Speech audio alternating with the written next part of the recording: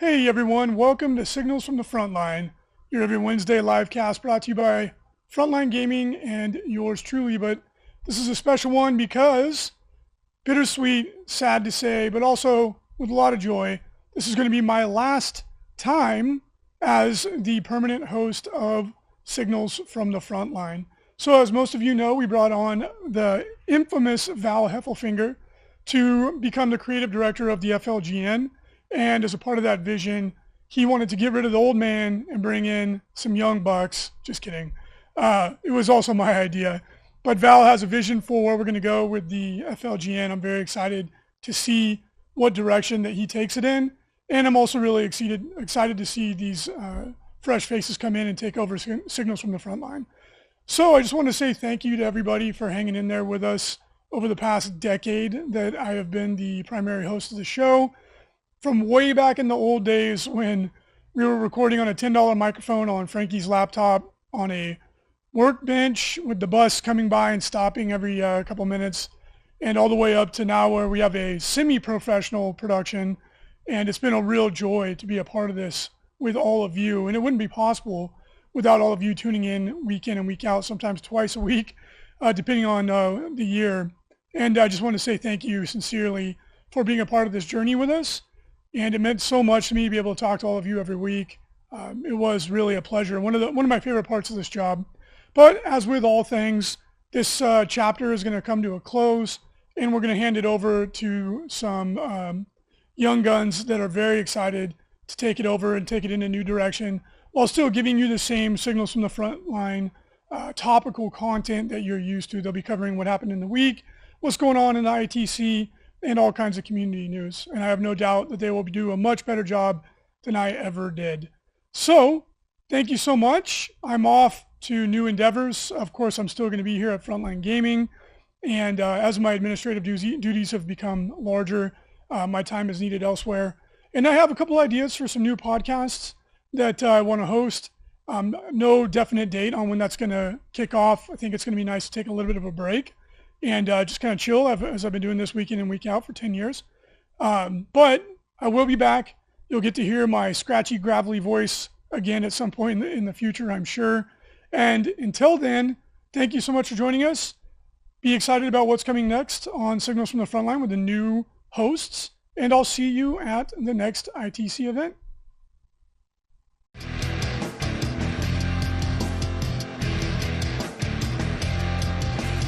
Hey, and welcome to the new Signals here with the Young Guns. It's Seth, Kicker, and Shelby. We have Kicker remotely. Kicker, why don't you introduce yourself to the audience? Hey guys, I am the Frontline Gaming guy. I will be literally from the front line. I'm live on site right now at the Atlantic City Open in Atlantic City, New Jersey. I'm a huge hobby geek. I love the game. I play the game, but I'm kind of not very savvy when it comes to the lore. So that's why I have co-hosts like Shelby. Shelby. Yeah. Oh, I'm not invisible anymore. Sweet. Awesome. Tell us about yourself, Shelby. Sure. So compared to these guys, I'm relatively new to 40K, and I have just recently taken my steps into like a quasi-serious competitive scene, but I'm more about the hobby and just enjoying the game. I've played on and off for about 6 to 7 years, and currently I'm playing Necrons. I will be here for your current events and hobbies and table talk shenanigans, and also I'll be monitoring the chat. So if you have something fun to say or talk about, just bring it up in there, and maybe I'll mention it. Maybe. If she likes you. Shelby's fickle like that. I am very picky. Seth? For me, yep, I'm Seth. I'm a lifelong 40K fan, avid orc collector. I'm kind of your source for news in the competitive scene. I've got into competitive 40K a couple of years back. I run a small YouTube channel called Seth the Mad Dog, so I mostly just focus on orcs, but I will keep an eye on the wider scene just so I know how best to take down those other armies, but I'll be here to spread the news for you. But tonight, we wanted to get into some ACO coverage with Kicker, so let's throw it over to Kicker. Hey guys, I am currently in the hall that the ACO will be taking place. We have 250 beautiful tables all spaced out. I mean, it's like we got 9 feet on all sides. I mean, it's ridiculous. Beautiful venue. The rooms here are gorgeous. I just checked in and I was like, wow. Like, I mean, Las Vegas is nice, but this is a whole other step above it. So besides all that, guys, we're gonna have 40K, Age of Sigmar, Star Wars, Legion, Kill Team, a full bunch of full mini LVO here. Now this year it's relatively small because of COVID, but as we grow, this event will be growing very, very quickly. Guys, yeah. All right, we're still at about 500 people. So I want to talk about a few things that are really special for this event, and this is kind of setting the precedent for the new Frontline Gaming and how our events are going to be run. We have epic swag.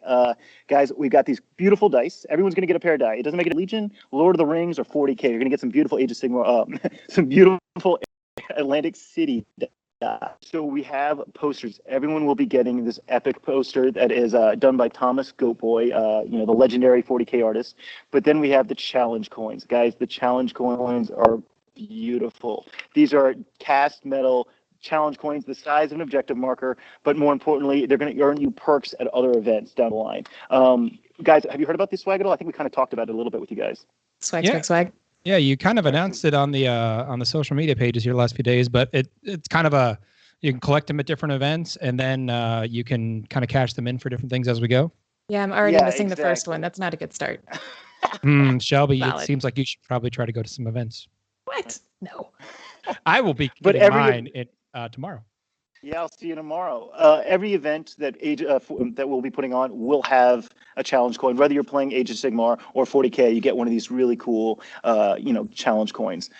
Guys, but if you're not, today we just arrived. Tomorrow we're gonna have about 15 people setting up, lying all the mats down, putting all the tables together, putting terrain, getting everything set up for Friday when the dice roll. If you're not able to make the Atlantic City Open this year, that's okay. We have Lone Star Open in less than a month. So, hey, we'll see you there. And there will be the swag. Shelby, why don't you tell us what's going on in the world besides this particular event? There's a lot of happening in the world of 40K. Sure, absolutely. So as you guys know, the Frontline News Network is undergoing some changes, which we'll talk about here in just a bit. But before we keep going, I do want to add the caveat, right, that Kicker's internet, I promise, will not be this janky next week. So thanks for your patience in our typical technical issues. So first and foremost, LVO registration. I have an update, which you guys probably already knew about if you keep up with it on Facebook, and that is that the 40K tournament is super sold out. So sorry about that, but there is still hope. You can get your name on the wait list. I think there's like 3 posts floating around on Facebook where you can type in the comments that asks if you want to be put on the wait list, and you can go ahead and do that. If more space opens up, which is possible, they'll go through that wait list. In the meantime, there's at least a gajillion things for you to do at LVO. There's still the Age of Sigmar tournament's open. There's a 30K tournament that's open, the Long War doubles. Who doesn't love playing with their friends? And then obviously like tons and tons of hobby stuff that you can sign up for throughout the entire weekend. So check those things out. And I just wanted to touch on those challenge coins for just a minute, because I'm really, really curious, and I'm super hype about it, and actually sad that I'm missing out, because I really want to know what sort of benefits they bring. Do I get a jetpack? Are we talking about just like a crisp high five? It's very ominous. And I really just want to get all of them to see what sort of peak rewards we wind up with, honestly. So I want to know. It's going to be like Pokemon. You want to catch them all, right? But there will be surprises and little perks that we'll be revealing later on, I promise. Super cool. Did you guys sign up for LVO already, Seth? Oh, yeah. I already got my LVO ticket. Sick. I'm going. Nice. I'm going to win with orcs. I did not. And if orcs suck, I'll figure something out. Orcs will never suck, Seth. You can always make them great. I'll try. Yeah, you can. I'll try my best. It's really fun. I'm looking at like a wall, but it also looks like I'm looking at you. It does. Shelby, tell us what's going on with GW this week. Yeah, absolutely. So we've got some new products coming out. Age of Sigmar's 3rd edition, and so you'll find lots on the Warhammer community page about consistent updates to new armies and new rules that are coming out. I think they just did one on Slaves to Darkness, so go check those out. That's dropping on July 3rd, I believe. So keep a lookout for those rules updates, new product, and that sort of stuff. And Gaunt's Ghosts are coming out. And they did a little bit on them, and to be honest, I'm kind of curious about people's thoughts in general, right? Because apparently each individual member of Gaunt's Ghosts has their own specialized rules, and each individual member is a character. So there's a couple of blanket rules, but each one has their own stuff going on. And I really first of all, they have a lot of specialized rules. That's a lot to keep up with. Do you take all of Gaunt's Ghosts when you take them as a squad necessarily? And do they each give up assassination? I really want to know that. Because if you take a squad of like 5 or 6 characters, they're necessarily characters. Yeah. So I don't know, just stuff to think about. And then of course, new rules releases. Never mind. Just kidding. We'll catch up with that here in a second. Okay, cool. But Gonsko. I used to read those books all the time, and I'm kind of super excited for Bragg. He's my favorite. He's just like, I remember a story where he just like tears an autocannon off the top of a car and just like blasting away at things. So I love that he got the autocannon. Yeah, there's Try Again Bragg, who if he misses, you get to just keep shooting until he doesn't miss. That was his whole shtick. It's awesome. How cool are the models, though, right? Each model is just gorgeous. I mean, Larkin, like the sniper. Oh my gosh, I want that model. They look. But he's crazy. Larkin's crazy, man. Like, Larkin's not all there. Like, he's everybody in the 40K universe a little crazy. But he's a little more crazy than the rest. So, gotcha. Fair enough. Did we got any thoughts from chat yet, Shelby? Mostly just hype. I think hype, lots of hype. Various comments about Kicker's energy and enthusiasm breaking the bandwidth. Gonsko's being pretty cool. This is for those viewers that have not met Kicker before. This is a version of Kicker. I have been brought on to slow him down. I have been on a plane for 6 hours today, so yeah, this is me pretty mellow. It was especially he was cooped up. It's okay, Kicker. Yeah. You'll be free soon. You'll be free. Beware. All right, Shelby, bring us on to our next segment, our tabletop talk. You got it. Guys, usually I don't talk at you this much. In the future, it'll probably also be Kicker. But hopefully it's not bad. So I want to talk to you guys in more detail about the Frontline Gaming Network, because as you guys may have been able to tell, it's going through some really exciting changes. There's new shows, there's new hosts. We've got our young guns. That's are we that young compared to Reece? I genuinely don't know. I don't think we're that young. I don't think so either. And there's going to be tons of event coverage. So let's talk about them. I'm going to run you guys through the schedule just pretty briefly. So on Mondays, you guys can expect the return of 40K Stat Center with Val and Peter. It's going to be great. They're going to break down the top tournaments from the past weekend. Hopefully it'll go live next week. You guys will get all the in-depth stats about what factions are performing in what way from multiple tournaments over the weekend. On Tuesday, we'll actually have 2 shows. We'll have an early show. The first one is Chapter Tactics. Now with the Dice Check crew, I've heard it's pretty crisp. I'm really excited to check it out. There's going to be a really in-depth discussion on Chapter Tactics on how to kind of improve at all levels of the game, not just competitively.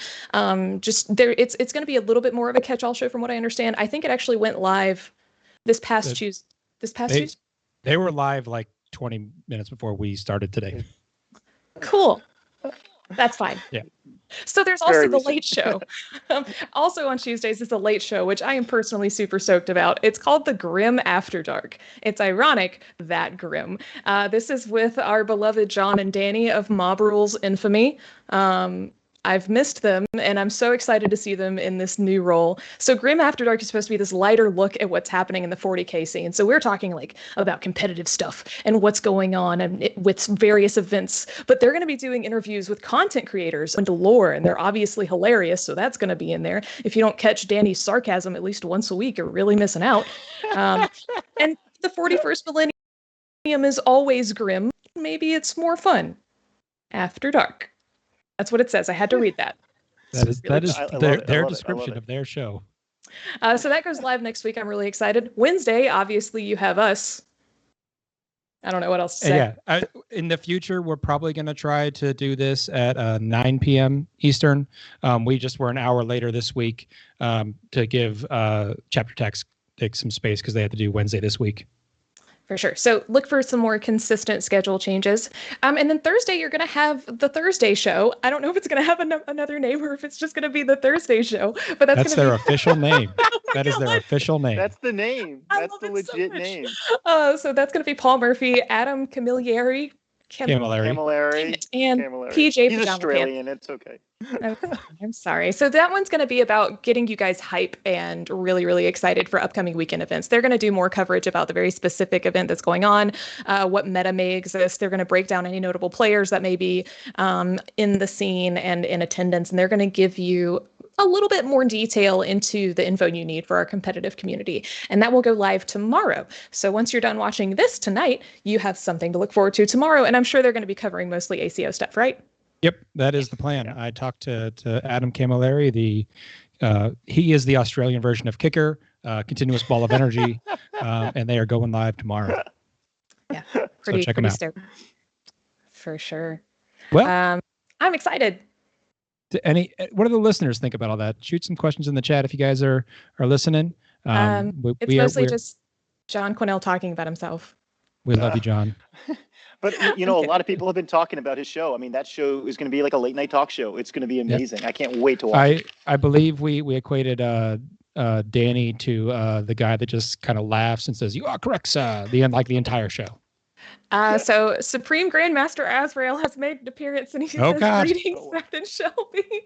He's here. And oh gosh, there was one. And James Gallegos.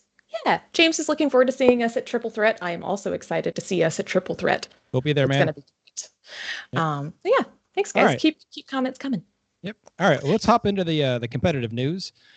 So I did some rudimentary stats, and I only did this because the Falcon was off this week. He was circling the air, doing bird stuff. So I tried to break down a bit of the ACO meta. So in terms of top 5 factions, I lumped all the Marines together, and Marines were the largest faction then. They were 25.5% of the armies going.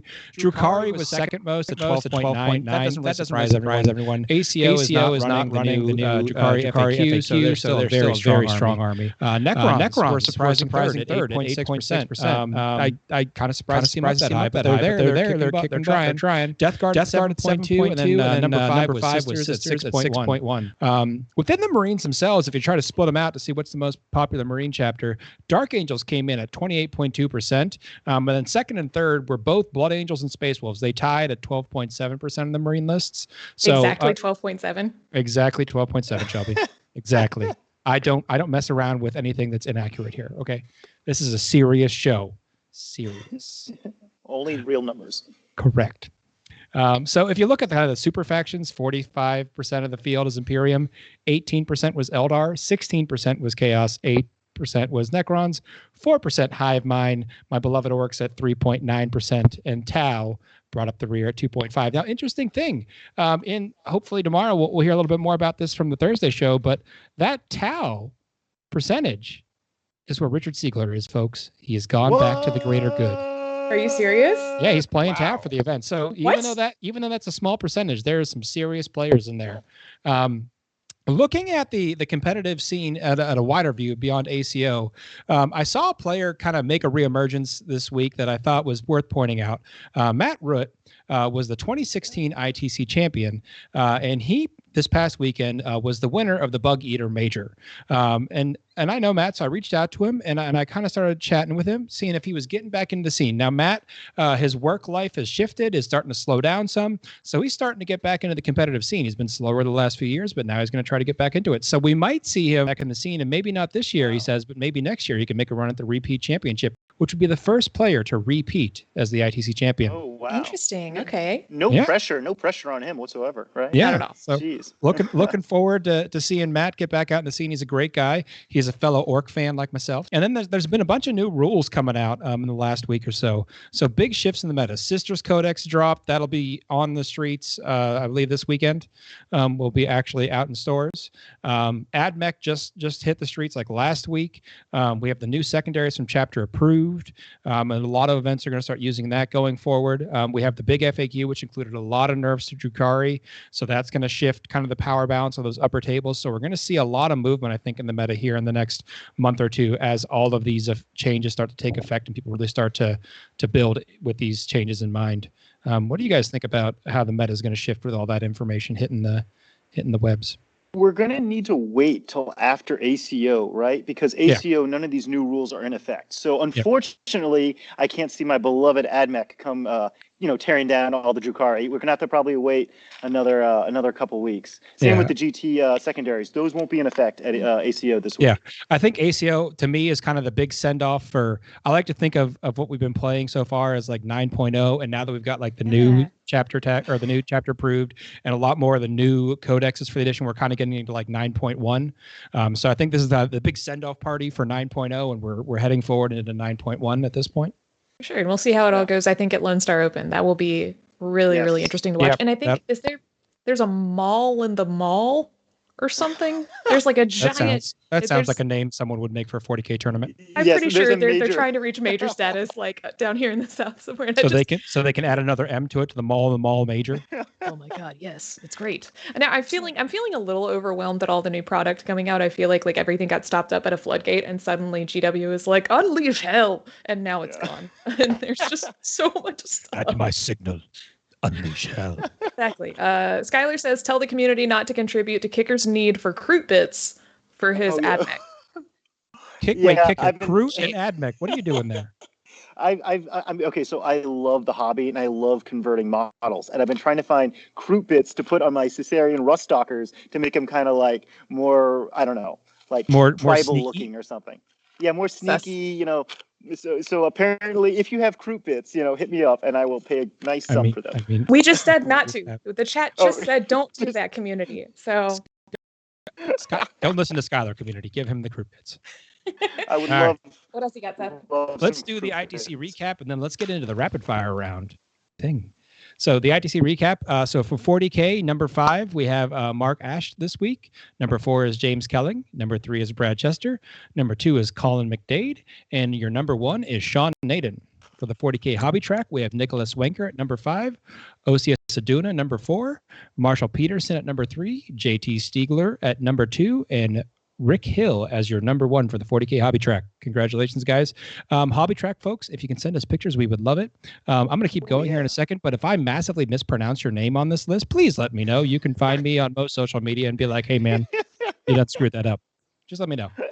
For the AOS competitive track, we've got Gabriel Pacheco at number 5, Anthony Trentinelli at number 4, Daniel Vasquez at number 3, Matthew Abbott at number 2, and Ramon Silva at number 1. The AOS hobby track, so I just took the top 5 names on there. So get more AOS hobby track scores in there, folks. You can jump to the top of the leaderboards pretty quick, but your number 5 is Brendan Dominguez. Number 4 is Ramon Silva. Number 3, Gabriel Pacheco. Number 2, Matthew Abbott, holding both the number 2 spot in the competitive and the hobby track. And your number 1 is Scott Reed. Scott Reed is actually the Lone Star Opo for Age of Sigmar. Just saying. Awesome. Yeah. Well, he better put those hobby track points in for his event. Right. You hear me, Scott? You hear me? All right. Let's get into the rapid fire round. So first time we're doing this, so let me explain it for you folks out there. So you can submit questions to the entity page. Kicker's going to put a poll or a form up there every week for you to submit whatever questions you want. We're going to put 5 minutes on the clock, and we're each going to read a question to the other person. The other person answers, and then they pick a question, and they read it to someone else, and we just go in a circle until we hit 5 minutes or we answer all the questions. It's an infinite loop. Do we actually have a clock set? Do I need to hold, please? Holding, 2 please. seconds. 2 seconds. I wasn't sure because I feel like it was over dramatic the first time. So I don't know. Okay. All right. So much pressure. Yeah. Let's see. Pressure and tension. All right. Started. Seth, you're up first. All right. So our first question is to Shelby. Brian from Maryland asks if Necrons stand a shot at placing the top 8 of ACO. Absolutely they do. Are you kidding me? I can't tell you why, but they do. They are 8% of the meta. I was about to say, statistically, they should be up there. They got numbers on their side. Yeah, I'm pretty hype about that. Yes, They definitely do. All right, Kicker. Sorry, there's not much more detail than that, guys. Chuck from New Jersey asks if the LVTT is sold out.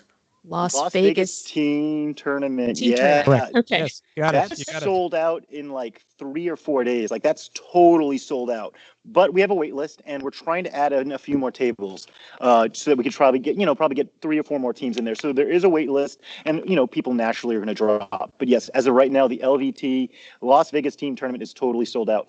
Seth, I got a question for you. Oh, okay. Yeah. All right. No. I'm watching the clock here. I got a little meter right here. Seth, we are up, dude. Oh, geez. Matt from Louisiana wants to know if the GT secondaries, the new GT secondaries, are going to mix things up. Did they actually do enough with the GT secondaries to change up the meta?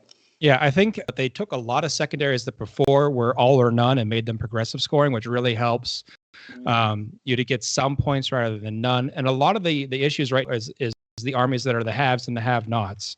The haves are the armies that have good codex secondaries. So making the generic secondaries more scoreable for everyone really gives those books that don't have a good secondary built into them yet, it gives them a chance to try to score some points that before they weren't going to score any. So that really, I actually did a video on it for the orcs that'll come out here shortly, but like there basically was like one secondary that I was like, this is worse for orcs now, and the rest were all easier for us to score. Sweet, all right, sweet. Shelby, the next one's for you. JD from Mississippi asks, if having your minis painted by another person is morally/ethically okay in this hobby? So this is very ironic because the entirety of my Necrons army is not painted by me. It's painted by that guy. Not the entire characters that aren't. She can't answer this question. I am compromised. I'm morally compromised answering this question. Okay, but genuinely, I don't see an issue. So we've had a discussion about this, me and Seth, before about what, like, I think the waters become muddy whenever you're talking about whether or not that army has the potential to win best painted. And I think that is not a rapid fire segment question. That's a full discussion. That's a tabletop talk section. Yeah, but putting them on the table to play at a tournament, like, yeah, sure. Some people don't have like interest in the painting hobby. Some people don't have the time, and some people just don't want to. So, yeah. Kicker, your turn. John from Tennessee asks if the ITC code of conduct will be in place. I'm assuming for ACO? For everything, yes. Oh, just in general. Just in general, I guess so, yes. Every Frontline Gaming event, the code of conduct is in place. No question about that. And if you don't know what it is, go to the website. You can see the whole thing right there. And now that Reece is not doing the show, I heard he's going to go around and cane people for violating the code of conduct. It's bad. Seth, Ryan from California wants to know, when are orcs getting their new releases, their codex? When are they getting their codex?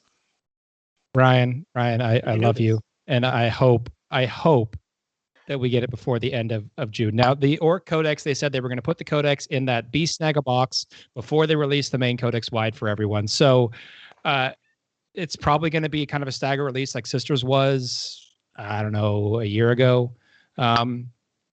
So there's a little bit of a window between like AOS 3 and dropping in the beginning of July that maybe they'll drop the box there. If they don't drop it there, I'm expecting late July. There's also the Thousand Suns and the Grey Knights Codex, and so there's been rumors about will those come out first? I think those will come out between the Orc box dropping and the main Orc Codex release, which will be kind of an interesting time period because I'm going to anticipate that box being kind of hard to get a hold of. So you might have some folks that maybe don't have access to the rules, which is going to be kind of a weird period. So be sure to jump on that product if you want it. I know I will be using all means available to me to get a hold of those boxes. All right, 20 seconds left, and there's 2 questions in the chat that I want you to answer. Seth, what army do you really want to avoid at ACO? Drukhari, period. End of sentence. Okay, what's your favorite pizza topping? Mine's pepperoni. Yeah, pepperoni. Classic. Pepperoni, come on, no question about that. Cereal is not a pizza topping. Cereal is not a pizza topping. It could be. I think we're good. All right. Nice job, guys. We got all the questions. Well done. Yeah, well done. Good job. All right. Well, let's wrap this up. We've if you got any questions in the chat, throw them in. But don't forget, ACO is coming up this weekend, so keep an eye on the event there on the Frontline community page. I'm sure Kicker will be posting plenty of pictures there about all the cool stuff happening here. There's still tickets available for the Lone Star Open. Is that correct? Kicker is Kicker and tickets together. Totally fine.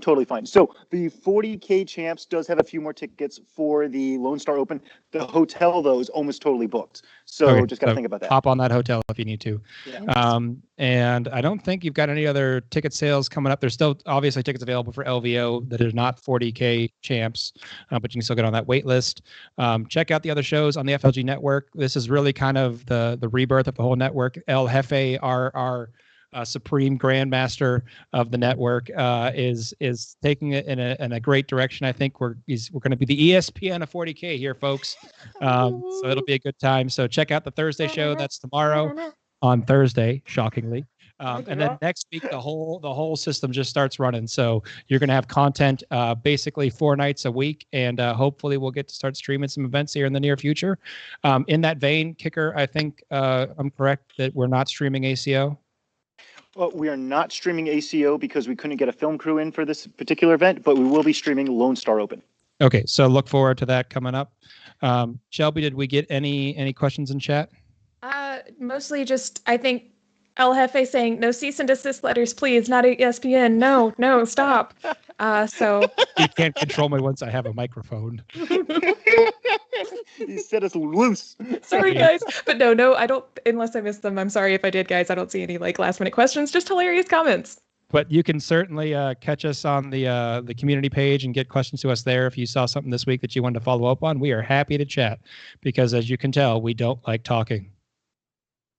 I mean, I genuinely think that you don't really. Yeah, Seth, you don't talk that much. Okay, I got to remember that I'm both on a visual and a audio medium. I scowled there. For the people listening to the audio version, I scowled at Shelby. Final thoughts for the evening before we send this one to bed? Man, I'm so excited. This is great. Yeah. First show. Yay. But until next time, we really thank you for joining us here on our inaugural episode of Signals from the Frontlines, subtitle The Young Guns Edition. We hope you enjoyed episode 793. Have a great week and see you next Wednesday. Thanks, guys. Good night, guys.